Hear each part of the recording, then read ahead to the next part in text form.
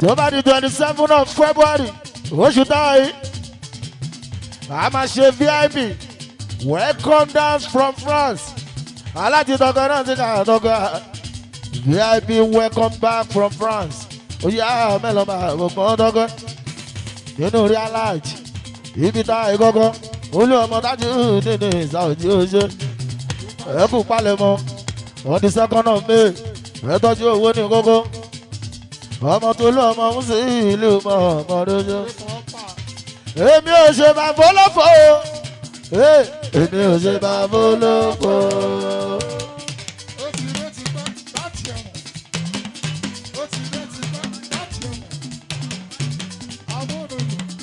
pápá ṣàfàdé 2nd of May èmi ò ṣe máa fọlọ́fọ́ olú ọmọ èmi ò ṣe máa fọlọ́fọ́. onígbà bolú ọmọ Musiliu MC Àyìndé ọmọ Akin tí ó gbọdọ̀ sojo èmi ò ṣe bá bọ́lọ́pọ̀. olú ọmọ mọ́jọ ní ìṣọ́ọ̀jì president gbogbo pàṣẹ àfàṣàdé on the 2nd of May alájítọ́pẹ́ náà ti kà ní ọkùnrin ó yá mẹ́lọ́mà àgbòó tọ́kọ́